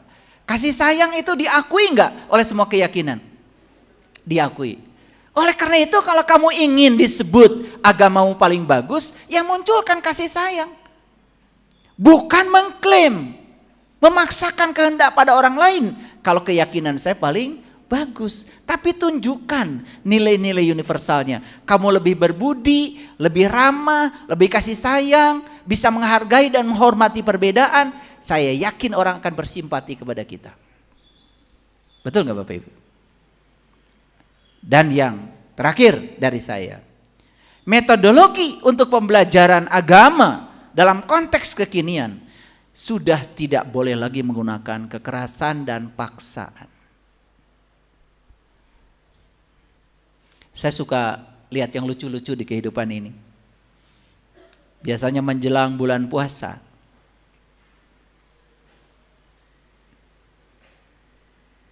ada yang risetnya tidak terlalu serius. Kejahatan di bulan puasa ternyata meningkat. Apalagi menjelang Lebaran. Bahkan orang mudik merasa tidak aman. Padahal habis puasa. Lucu kan? Digembleng 1 bulan puasa, ya, tetapi kejahatan meningkat. Bahkan menjelang Idul Fitri, orang-orang mau pulang kampung pun merasa tidak aman.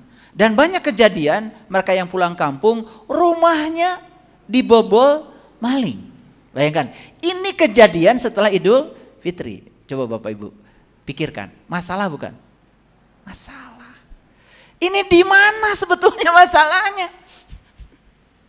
Tapi nggak ada yang memikirkannya. Kenapa?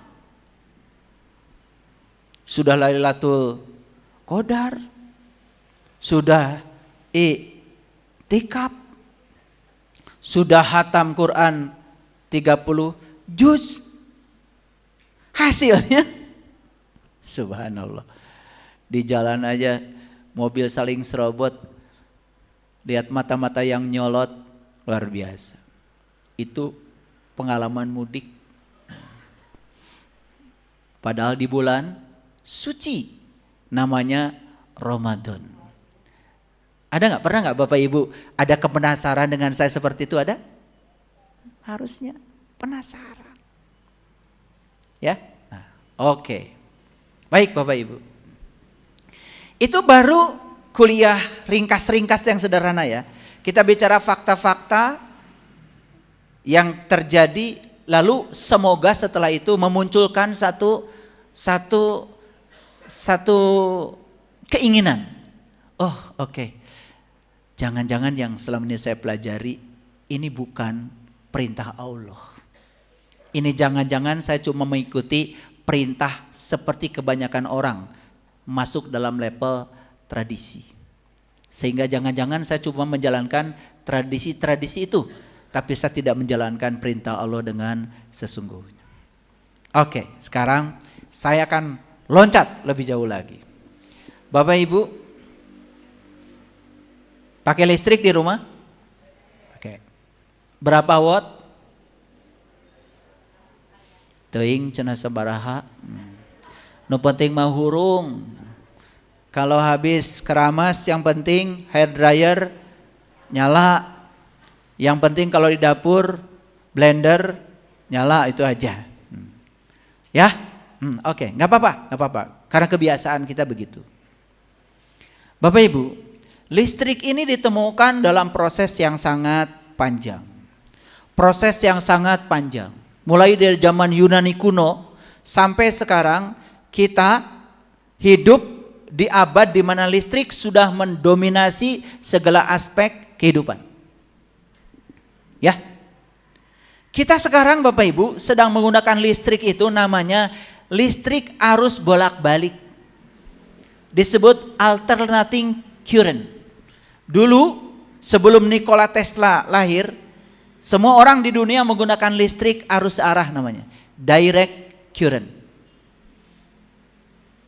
Dan ternyata lompatan teknologi membuat sekarang ini semua orang bisa menggunakan listrik, dan listrik yang digunakan itu dibandingkan dulu zamannya arus arah ke arus bolak-balik mengalami loncatan yang sangat luar biasa, lebih efektif dan efisien penggunaannya. Apa pesan yang mau saya sampaikan? Kita ini kan terkadang sekarang ini tidak pernah tahu asal usul, sehingga rasa syukur kita terhadap apa yang ada ini kurang. Betul nggak? Pernah nggak Bapak Ibu berpikir bagaimana ya listrik itu ditemukan? Siapa-siapa saja orang yang merintis listrik itu sampai kita bisa menikmati semua energi listrik dalam segala aspek kehidupan? Pernah nggak? Tidak. Padahal Allah mengatakan di dalam hadis qudsi, firman beliau begini, kuntu kanzan mahfian wa ahbabtu an u'rifa fa khalaqtu khalqan. Sesungguhnya aku adalah suatu perbendaharaan yang tersembunyi. Aku ingin agar aku dikenali.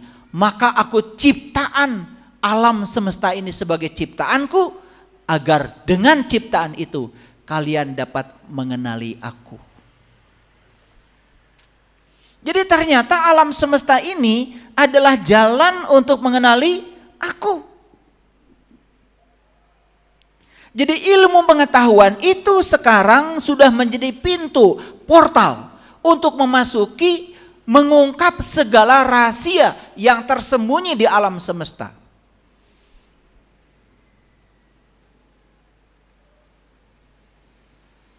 Sehingga dengan demikian pada titik tertentu akan terjadi pertemuan antara spiritual dengan ilmu pengetahuan. Contoh sederhana Bapak Ibu, lihat saya semuanya. Banyak gak orang sekarang yang praktek healing dengan menggunakan energi? Banyak kan? Sekarang sedang naik daun tuh praktek healing yang semacam itu. Tapi kita tidak mengerti, ini lompatan ini dari mana asalnya? Nah, bayangkan ya, kita ini beragama masih ribut soal batal wudhu, batal puasa, batal sholat, dan dari tahun ke tahun pelajaran agama itu-itu saja. Sementara para fisikawan sekarang sedang fokus untuk memburu yang namanya God particles. Partikel Tuhan yang kemudian disebut Higgs boson. Penemunya adalah, pencetus utamanya adalah Peter Higgs. Peter Higgs ini adalah pencetus tentang adanya suatu partikel di alam semesta yang sangat halus. Dan itu adalah lebih kecil dari partikel-partikel subatomik yang kemudian oleh media dipopulerkan sebagai God particles. Orang pemikirannya sudah sampai di situ. Dan pemikiran ini akan merevolusi keyakinan. Kenapa begitu? Bapak Ibu lihat saya semua.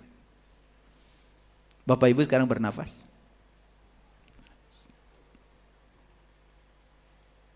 Dari mana nafas itu diambil? Dari sini. Oke? Dari sini kan?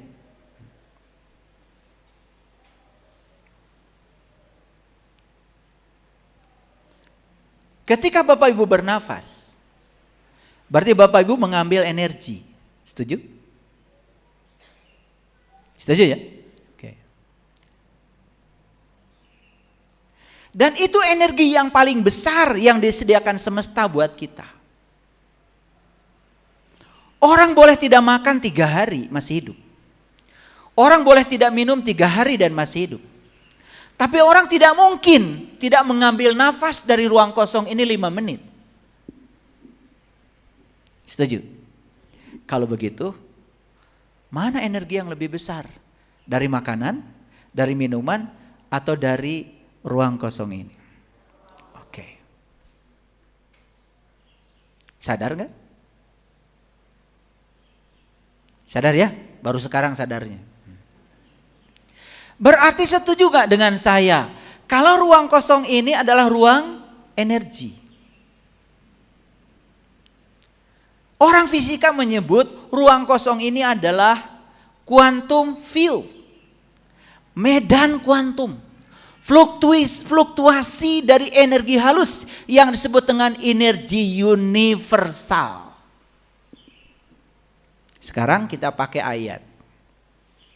Pernah gak Allah bilang di Quran, sesungguhnya aku meliputi seluruh ciptaanku. Aku meliputi seluruh makhluk dan aku meliputi seluruh semesta raya.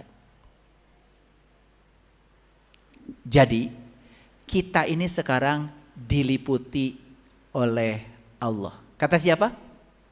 Kata Allah. Faktanya yang meliputi kita apa? Ya, buktikan. Saya diliputi ini kan? Bapak Ibu diliputi juga kan? Diliputi ini kan? Ya? Ulangi. Sesungguhnya aku meliputi segala manusia. Betul nggak? Seluruh manusia diliputi oleh ini. Oke? Jadi sesuatu yang selama ini kita sebut kosong, ternyata tidak benar-benar kosong. Secara nyata kita bisa merasakan bahwa kita bisa mengambil energi dari ruang kosong ini tanpa batas. Setuju? Berarti ini ruang energi? Oke. Dan kita diliputi oleh energi? Oke. Berarti Allah mengatakan sesungguhnya aku meliputi kamu sedangkan kita diliputi oleh energi. Berarti Allah itu sebetulnya siapa?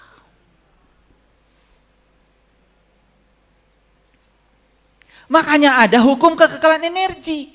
Energi itu tidak bisa diciptakan dan energi tidak bisa dimusnahkan. Nah, yang tidak bisa diciptakan, tidak bisa dimusnahkan, siapa?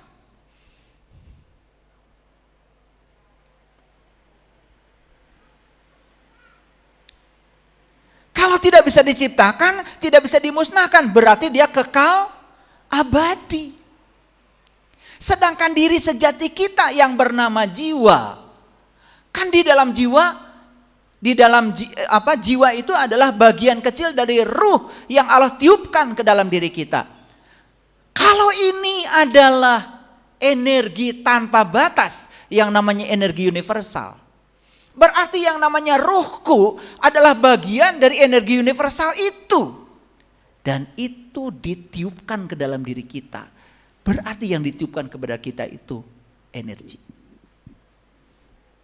Sedangkan energi itu tidak bisa diciptakan, tidak bisa dimusnahkan. Berarti energi kekal abadi. Berarti jiwa kita kekal abadi. Oke. Kalau jiwa kita kekal abadi, kenapa ada kematian? Lalu kematian itu apa sesungguhnya? Sekarang pahami. Ternyata yang namanya jiwa itu energi. Jiwa itu adalah energi, frekuensi, vibrasi. Jadi sekarang yang namanya jiwa yang sedang menghidupi kita saat ini adalah energi yang memiliki frekuensi tertentu yang sedang hadir di sini. Pada suatu saat. Energi ini tahu kalau tubuh kita tidak layak pakai lagi. Tidak resonan lagi secara fisik dengan energi itu. Maka energi itu akan memilih keluar dari sini. Itu yang disebut dengan proses transisi energi. Pertanyaannya, ketika keluar dari sini, energi itu masih ada? Jadi yang namanya mati itu sebetulnya cuma transisi energi, memasuki dimensi yang baru. Dia bergetar, bervibrasi di dimensi baru itu. Untuk melanjutkan proses perjalanan selanjutnya. Untuk menemukan tubuh material agar dia beresonansi lagi. Itu yang disebut dengan kehidupan demi kehidupan yang selanjutnya. Lalu kenapa sekarang manusia menjadi takut dengan kematian? Selama ini kita menganggap yang namanya Tuhan, Allah, apapun namanya. Itu adalah suatu entitas eksternal. Yang di luar diri kita, yang bisa diperintah oleh kita sesuka kita. Padahal dia adalah energi yang meresap pada seluruh ciptaannya tanpa batas. Bayangkan ya, ilmuwan-ilmuwan di zaman dulu sudah bicara ini. Sudah bicara ini. Apalagi sekarang, teknologi sudah begitu luar biasa membuktikan semuanya. Sesuatu yang dulu disebut mistis, bahkan sekarang sudah dibuktikan kebenarannya. Sesuatu yang dulu disebut metafisik, bahkan sekarang jadi fisik. Contoh, tidak ada orang yang bisa membayangkan dulu zaman telepon masih pakai kabel, bahwa kita bisa menelepon tanpa kabel. Mungkin saat itu orang berpikir menelepon tanpa kabel itu adalah mistis. Tahayul, itu hanya halusinasi pikiran. Tetapi kemudian ketika rahasia semesta terungkap oleh orang-orang yang tekun mengungkap itu dan dipakai oleh Allah untuk mengungkap rahasianya, apa yang terjadi? Ditemukanlah teknologi nirkabel. Sehingga sekarang tidak usah repot dengan kabel. Kita bisa berkomunikasi dengan semua orang di belahan dunia manapun. Sekarang pertanyaannya Bapak Ibu. Apakah Bapak Ibu ketika menerima WA, sebut saja isinya video, sebut saja isinya audio atau lagu, sebut saja isinya adalah tulisan. Apakah yang datang ke sini itu adalah gambar? Apakah yang datang ke sini itu adalah suara? Apa yang datang ke sini itu rabul, tuh tulisan? Bayangkan. Di masjid ini semua orang dapat WA isinya tulisan. Kalau tulisan itu bisa disaksikan, betapa pusingnya kita di sini. Betul? Semua itu nyaris tidak kelihatan. Tetapi ternyata nyata dan bisa dibuktikan. Buktinya HP kita bergetar, WA masuk, tulisan masuk, video masuk, audio masuk, lagu masuk, caci maki juga masuk. Betul? Jadi yang datang ke sini apa Bapak Ibu? Energi. Yang disebut dengan gelombang elektromagnetik. Lalu energi yang masuk ke sini itu apa sebetulnya di dalamnya? Di balik energi itu ada yang namanya informasi. Informasi wujudnya video, audio, tulisan. Sehingga Bapak Ibu bisa terima informasi. Oh, ternyata suami saya lagi di kantor. Kan informasi. Tapi yang datang ke sini apa? Energi. Jadi di balik energi ada apa? Informasi. Kan semuanya yang mau disampaikan bukan energinya. Yang mau disampaikan adalah informasinya. Setuju? Sekarang Bapak Ibu, di sini ada lautan energi. Apakah di sini ada informasi? Kenapa ya sekarang kita tidak bisa menangkap informasi yang berjubel di sini? Kenapa ya para nabi, para rasul bisa menangkap informasi yang berjubel di sini? Kok kita tidak bisa? Di mana perbedaannya? Perbedaannya, para nabi, para rasul dan orang-orang suci hidup selaras dengan alam. Maka dia menjadi sefrekuensi energinya dengan energi universal yang ada di alam ini. Sehingga setiap saat terjadi resonansi. Apa yang terjadi? Informasi yang dibalik energi ditangkap oleh intuisinya. Sehingga mereka bisa menyampaikan intuisi itu sebagai firman-firman Tuhan. Keren gak kalau dipahami begini? Jadi apa itu wahyu? Wahyu itu sebutnya getaran-getaran ilahi, energi. Kalau itu bisa ditangkap, bisa. Gimana caranya? Resonansikan dirimu dengan frekuensi universal dari alam semesta ini. Itulah kenapa agama kamu gak boleh bohong, kamu harus jujur, kamu jangan nyakitin orang, kamu jangan iri, jangan dengki. Semua itu adalah kegelapan yang membuat kita menjadi beda frekuensi dengan frekuensi universal alam semesta. Itu yang menyebabkan kita merasa terasing di kehidupan ini.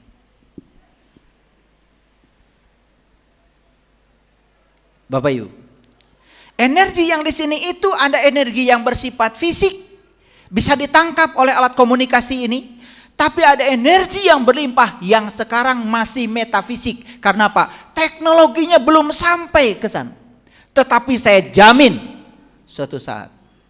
Sekarang sudah masuk pada abad quantum field, medan kuantum. Bahkan energi yang metafisik di sini itu suatu saat bisa ditangkap dengan instrumen yang akan dibuat di masa yang akan datang. Jadi ke depan ini Bapak Ibu, semua hal-hal yang bersifat spiritual, yang dulu dianggap mistis dan tahayul, suatu saat mungkin bisa ditemukan alat ukurnya. Teknologi sedang mengarah ke sana. Sementara pelajaran yang kita sampaikan pada anak-anak masih pelajaran zaman baheula.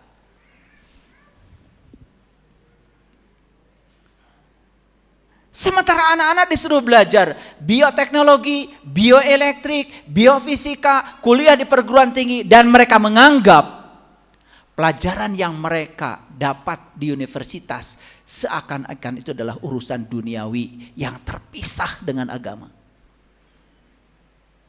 Karena kita memahami agama bahasanya harus bahasa tertentu. Sedangkan bahasa energi universal ini adalah bahasa universal. Bahasa rasa yang bisa ditangkap oleh akal universal. Oleh karena itu tubuh kita ini punya 5 tubuh. Yang pertama tubuh spiritual. Yang kedua tubuh intuisi.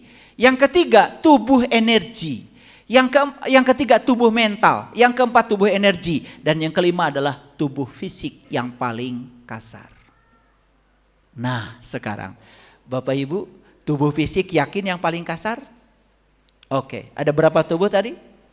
Tubuh spiritual paling tinggi, tubuh intuisi, tubuh mental, tubuh energi, tubuh fisik. Setuju ya, tubuh fisik paling kasar? Oke. Sekarang kita sedang menangkap semua yang ada di alam semesta ini sebagai realitas dengan menggunakan tubuh fisik, bukan? Setuju? Setuju ya? Di tubuh fisik ada yang namanya panca indera. Nah panca indera ini berarti terbatas atau tidak terbatas? Contoh, Panca indera tidak bisa melihat semua gelombang elektromagnetik yang ada. Ada gelombang elektromagnetik yang masuk ke HP ini nggak bisa lihat. Cahaya yang tidak tampak. Cahaya yang bisa disaksikan oleh panca indera cuma cahaya ini aja, yang warna putih. Padahal di sini ada banyak spektrum gelombang elektromagnetik yang tidak tampak. Terbatas? Oke. Telinga kita hanya bisa mendengar 20 Hz sampai 20.000 Hz. Di bawah 20 Hz gak terdengar. Di atas 20.000 tidak terdengar. Gak jelas lagi. Bahkan rusak telinga kita. Ada batasan? Oke. Kesimpulannya, apakah realitas semesta yang Bapak Ibu lihat dengan panca indera adalah realitas yang sebenarnya? Bukan. Karena kita melihat dengan sesuatu instrumen yang sangat terbatas. Kesimpulannya, apakah realitas ini misteri? Apakah di sini banyak rahasia? Banyak. Apakah di sini ada rahasia yang tanpa batas? Ini masalah. Dulu setelah Islam itu ditinggalkan Nabi Muhammad, lahirlah ulama-ulama besar, penulis-penulis tafsir dengan pemikiran mereka yang cocok di zamannya mereka sendiri-sendiri.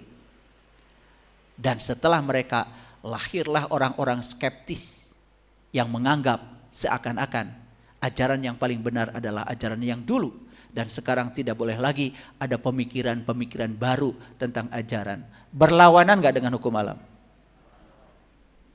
Kenapa sekarang tidak muncul para pemikir Islam lagi? Kenapa? Karena kalau berbeda sedikit langsung dibilang sesat. Berbeda sedikit langsung sesat. Ini yang menghukumi kita. Jadi kita dipenjara. Dipenjara oleh pengetahuan yang sempit. Yang kedua, dipenjara oleh metodologi yang itu-itu saja dari waktu ke waktu yang sudah usang. Pendidikan agama di lembaga-lembaga pendidikan sekarang masih menggunakan pendekatan-pendekatan yang seperti di zaman dulu. Padahal kata Nabi Muhammad, antum a'lamu bi umri dunyakum. Di zamanmu nanti, teknologi sudah berkembang, peradaban sudah berkembang. Kamu hidup saja di zaman di mana kamu hidup. Gak ada HP zaman Rasulullah. Gak ada WA. Gak ada Google. Gak ada YouTube. Sekarang ingin supaya manusia dibatasi begitu? Siapa yang mau membatasinya? Ini saya kasih tahu. Kalau ceramah yang saya sampaikan ini salah, bikin ceramah tandingan untuk meluruskan yang benarnya seperti apa. Biarkan masyarakat yang memilih. Bukan dipaksakan masyarakat tidak boleh dengar ini, harus dengar itu. Itu pendidikan masa lalu.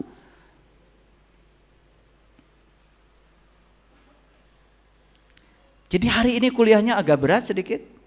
Oke. Berarti jiwa ini energi bukan? Energi. Berarti jiwa itu kekal apa tidak? Kekal. Jadi sebutnya ketika kita mati, jiwa kita tidak hancur. Akan meneruskan perjalanan dalam dimensi frekuensi dan vibrasi yang baru. Energi sama dengan konstanta kali frekuensi. Energi dalam fisika adalah H konstanta Planck dikalikan frekuensi. Jadi di alam semesta ini ada suatu konstanta. Ada yang konstan. Dan agar energi meningkat, tidak boleh meningkatkan yang konstan. Rubah frekuensinya. Makanya kita berbuat amal. Kita memberi pada orang. Hadirin, tidak ada pemberian buat orang lain. Semua pemberian adalah meningkatkan frekuensi kita. Sehingga energi kita naik. Saat kita keluar dari sini, kita punya dimensi baru. Dan kita akan terus melanjutkan perjalanan kita. Naik frekuensinya, naik energinya, naik frekuensinya, naik energinya. Terus sampai kita bisa resonan kembali dengan energi universal yang ada di semesta ini. Disitulah kita akan mengalami innalillahi wa inna ilaihi rajiun. Saya coba menahan diri. Saya menjelaskan ini tidak menggunakan fisika yang rumit. Tidak menggunakan teori-teori yang disampaikan oleh para ilmuwan yang rumit. Seperti Nikola Tesla, Biot Savart, ya, Wilson Sommerfeld, ahli-ahli fisika kuantum. Saya menghindari dari itu. Saya coba membuat semuanya supaya koherensi, korespondensi, dan pragmatis. Jadi Bapak Ibu, setelah ini tidak usah takut lagi dengan kematian. Kan tidak ada yang mati, kan jiwa abadi. Kalau tubuh ini diganti dengan tubuh yang baru, justru bagus daripada tubuh ini, tubuh lama, udah letoy. Betul nggak? Bukankah itu adalah karunia semesta yang sangat luar biasa?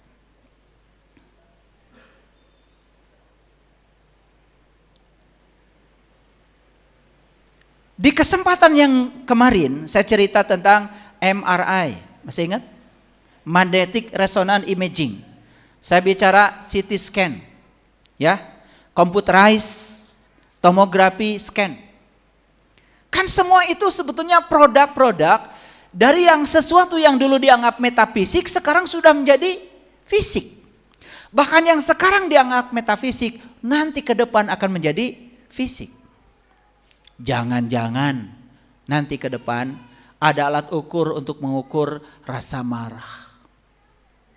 Ada alat ukur untuk mengukur rasa jengkel. Nanti ke depan akan ditemukan alat ukur untuk mengukur seberapa dalam iri hatinya, bisa. Karena kemungkinan masalah-masalah mental nanti yang sekarang metafisik akan menjadi fisik. Temuan-temuan tentang partikel-partikel subatomik sudah mengarahkan ke sana. Bukti, dulu yang tidak terlihat terbungkus di perut kita dengan MRI semuanya jadi kelihatan jelas. Ada batu di ginjal, dulu nggak bisa kelihatan, sekarang terang benderang batunya. Jadi itu yang disebut dengan quantum tunneling effect. Itu yang disebut dengan efek terobosan kuantum. Kenapa? Karena manusia sadar sekarang bahwa yang disebut dengan materi ternyata gelombang. Yang disebut dengan gelombang ternyata materi. Itu namanya dualisme gelombang partikel. Itulah yang membuat MRI tercipta, CT scan tercipta. Dan dokter sekarang bekerja lebih mudah. Tidak menggunakan ilmu duga-duga. Betul nggak? Pasti. Kalau dulu duga-duga, sudah dioperasi ginjalnya, ternyata batuna. Betul nggak? Tapi kan tetap dibayar. Betul nggak? Paling juga ya, yang membedahnya bisa beli batu buat bangunan. Batuna, tapi sekarang nggak bisa. Sudah ada MRI. Nah itu yang disebut dengan efek terobosan. Jadi Bapak Ibu, yang menerobos sampai bisa masuk, itu bisa memotret benda-benda yang tertimbun di perut di mana saja. Apa itu? Energi. Dia bukan sebagai materi, sebagai gelombang. Dan ternyata pemikiran-pemikiran klasik sekarang berubah menjadi pemikiran modern. Contoh gini, saya ingin menerobos tembok ini, saya harus punya energi yang lebih kuat daripada ikatan-ikatan molekul tembok ini. Saya baru bisa menerobos. Itu fisika dulu, fisika klasik. Ternyata itu gugur. Walaupun energi saya lebih rendah daripada energi ikat tembok ini, kalau saya bisa berlaku sebagai gelombang, saya bisa menerobos tembok ini.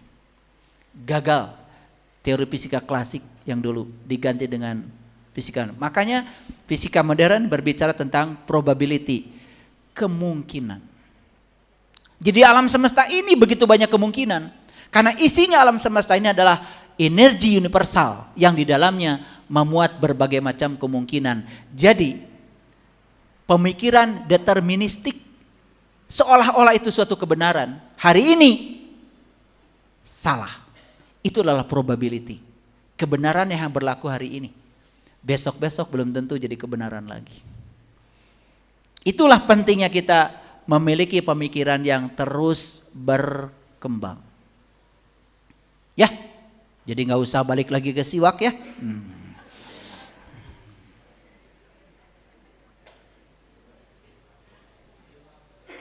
Kalian buka puasa makan kurma. Maniasa soleh. Karunya atau tukang ganas, tukang salak. Bu, korma wae. Nah ibu, buka saumna ngau korma. Rasulullah juga dulu pakai kurma. Bu, Rasulullah pakai kurma bukan sebagai ajaran. Waktu itu di Arab, eueuh deui dahareun.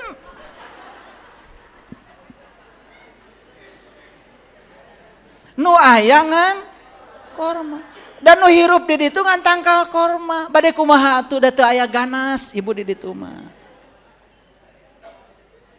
Ih, ibu-ibunya upami sasi Ramadan teh nya, upami meser korma teh asa tos di surga.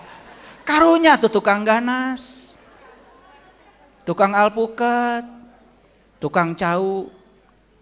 Neng cau, teu aya pahalana Pak. Korma neng, insya Allah, masya Allah. Itu karena kebodohan kita sendiri. Mana tradisi, mana ajaran, kita tidak mengerti. Rasulullah hidup di tradisi beliau, ya pasti dong tidak mungkin melepaskan diri dari tradisi itu. Betul nggak? Ini saya kasih tahu, mohon maaf. Di Arab, perempuan Arab, itu suaminya berpoligami nggak masalah, karena sudah tradisi. Di urang mah Tuhan nggak gantawang, karena tidak ada tradisi, betul nggak? Jadi sebetulnya karena tradisi aja, kebiasaan. Di sana udah biasa, di sini belum biasa. Nah tradisi sana tentu saja tidak bisa dong dibawa ke sini, betul nggak? Karena tradisi ini berbeda. Makanya benar kata Gus Dur, kalau kamu mau beragama Islam lah, tapi tidak mesti jadi orang Arab.